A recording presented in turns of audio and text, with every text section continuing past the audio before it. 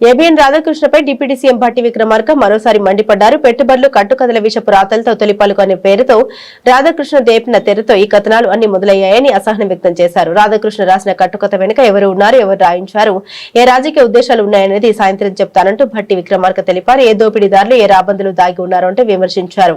అయితే ఈ పరిణామాల నేపథ్యంలో సింగరేణి బొగ్గు గనుల స్కామ్ పై సీబీఐ ఎంక్వైరీ జరపాలని కేంద్ర మంత్రి కిషన్ రెడ్డిని ఉప ముఖ్యమంత్రి భట్టి విక్రమార్క కోరారు.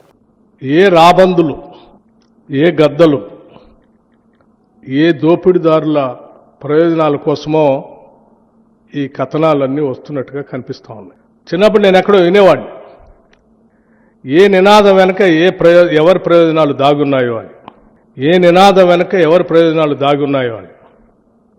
ఈ తొలి పలుకుల రాతల వెనక ఎవరి ప్రయోజనాలు దాగున్నాయో నాకు తెలియదు, కానీ ఇటువంటి రాతలతో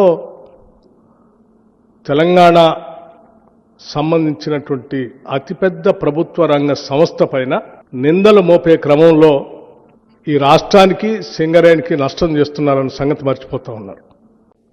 పెట్టుబడులు కట్టుకథల విషపు రాతల రాధాకృష్ణ గారు లేపినటువంటి తెరతో ఈ కథనాలన్నీ మొదలైనవి. నేను మళ్ళొకసారి చెప్తా ఉన్నాను. పెట్టుబడులు కట్టుకథలు విషపు రాతల రాధాకృష్ణ గారి తొలి పలుకులనే పేరుతో మొదలైనటువంటి కథనాలన్నీ భట్టి విక్రమార్క కొత్తగా క్రియేట్ చేశాడు సైట్ విజిట్. సో ఈ సైట్ విజిట్తోనే అంతా అసలు విషయం అంతా అని వండివారు. నేను అడుగుతా ఉన్నాను, సరే ఆయన ఏదో రాశాడు, ఎవరి ప్రయోజనాల కోసం రాశాడు, ఎవరి కళ్ళల్లో ఆనందం చూడాలని రాశాడో సరే ఆయనకు వదిలేస్తా ఉన్నాను. సరే ఆయన ఆనందం ఆయన ఎత్తుక్కుంటున్నాడు. కిషన్ రెడ్డి గారిని నేను ఇప్పటికి కూడా I welcome his gesture. Examine చేయండి, మీరు చేయాలి. రాష్ట్ర ప్రజలకి, దేశానికి కూడా తెలియాలి. కేవలం కొందరు వ్యక్తిగత ప్రయోజనాల కోసం రాష్ట్ర ఆస్తుల్ని ప్రభుత్వాలపై, వ్యక్తులపైన అడ్డగోలు ప్రచారం చేస్తూ బతికేసేటువంటి వ్యక్తుల వాస్తవ రూపాలు బయట రావాలి. చేయండి అని చెప్పి. It is an autonomous independent 105 years board ఏర్పడి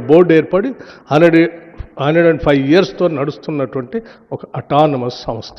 105 years నుంచి దాదాపు కొన్ని వేల మందికి ఉద్యోగ అవకాశాలు కల్పిస్తూ ఇటు రాష్ట్రానికి, కేంద్రానికి కూడా ఆస్తులను అందించడమే కాకుండా చాలా ట్రాన్స్పరెంట్గా వాళ్ళకు ఒక ప్రొసీజర్ ఉంది. ఆ ప్రొసీజర్ ప్రకారం పోతా ఉన్నారు.